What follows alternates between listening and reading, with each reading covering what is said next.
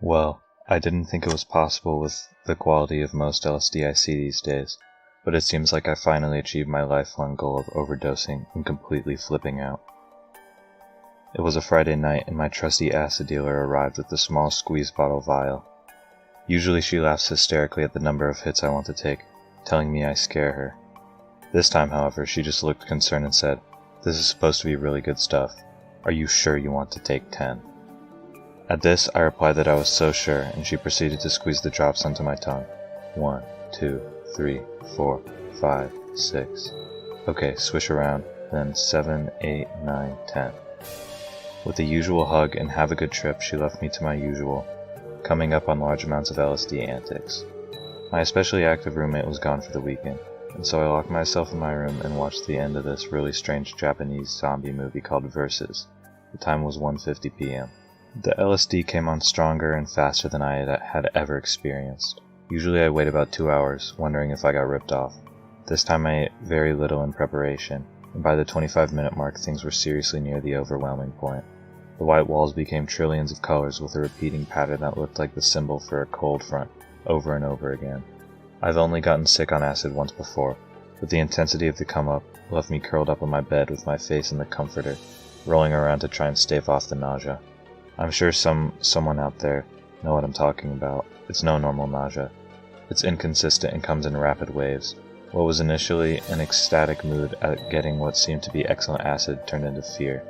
This was coming on way too strong, way too fast. I remember lying on my bed looking at different sized whirlpools, swirling in the drywall and thinking, just hold on, motherfucker.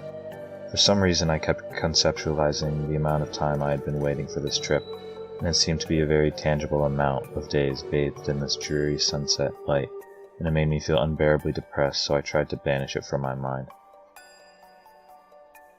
By this point, it was about an hour in and things were getting really intense. I looked around the underside of my hand and wrist and saw the veins scintillating and moving quickly like highways of loading bars on the computer with diagonal lines moving. The visuals were making me sick, so I closed my eyes and saw this universe pattern with millions of different sized dots and stars made of different day-glow colors. It was all so intensely beautiful, but I felt too sick to appreciate it.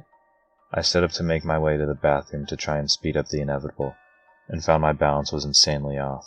I stumbled and almost fell over, then crawling over to my toilet and sitting cross-legged in front of it, cursing it for being so tall and not being usable with me in that sitting position because it was the only position I could think of at the moment. The visuals at this point were not as noticeable because I was looking around too fast to settle on something, and frankly was concerned with my survival more than the trip. I knew in the back of my head that no one had ever died from LSD itself, and so long as I maintained some small measure of control and didn't fling myself out of a window or something, I would be fine. It certainly didn't feel that way though. I felt violently ill, and my mind kept going back to how the current trip must compare to ergo poisoning. I kept trying to put on music to calm myself, but it seemed loud and like it would alert my roommates that something was wrong with me, so I kept turning it up and down, the mouse making ridiculously long trails on my computer screen. None of my usually fully memorized favorite songs and album titles made any sense, and I kept going in circles on iTunes trying to find something, all the while becoming more and more disoriented and frightened. I kept picturing paramedics bursting into my room and shoving tubes down my nose, and my parents crying and standing over my hospital bedside. A part of me said no, I'm not going to let that happen.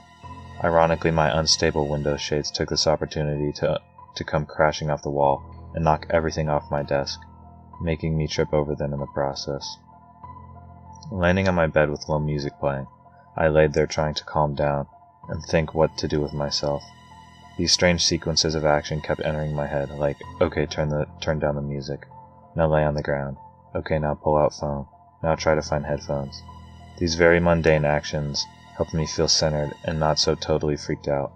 I fully expected either of my roommates, the police, or EMTs to bust in my room any second. I kept thinking I was going to die, even knowing about the toxicity of LSD, and my mind kept flashing to what the last thing was that I wanted to say to God to rationalize my short life.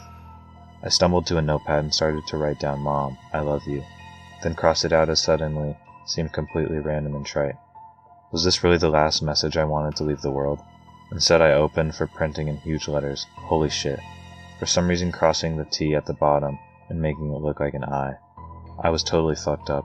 The carpet was undulating, and each object on my floor took massive significance in what I thought to be the light of the last moments of my life.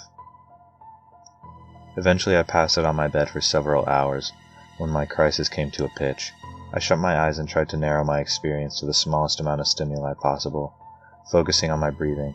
I guess this made me fall asleep, because the next thing I remember was waking up around 6 p.m., knowing the worst was over and thanking God, and the spirits of the universe that I was alive and okay. The trip was far from over, however, and the visuals were still going full force. My whitewashed walls were plastered with thousands of little mobile-shaped blobs, with numerous different bright colors contained within. I remember being stunned at the rainbows that seemed to form a halo around every object. By this time the sun had set, and turning on the lamps in my room, sent cascades of crystalline light in all directions. With my totally ridiculous fear of dying past me, I was able to turn on my favorite music, and enjoy the totally beautiful, ecstatic visuals that slowly died down, coming back briefly in waves until about 11 o'clock. In retrospect, I never thought I would have an acid trip I wouldn't be able to handle. I pride myself on my experience with psychedelics and voraciously read books, websites, anything I can about them and the experience we humans have with these substances. I was unprepared for the completely rapid and alien change my world went through in less than half an hour. I am mad at myself for freaking out. I contemplated calling 911 during the worst parts, and just imagining what could have happened had I done this sent shivers down my spine. A hospital is not where you want to ride out an acid trip. Reading this back to myself, I think, why couldn't I have just calmed down and enjoyed it? At the time, this was impossible.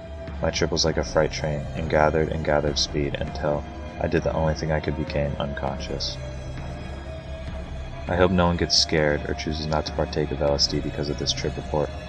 I love lysergic acid dimethylene, and it is an unbelievably wonderful sacrament that has been bestowed upon the human race, and I truly believe that a direct experience of reality, beyond labels or concepts, could push the human race off the destructive path it is currently on. But I am beginning to preach.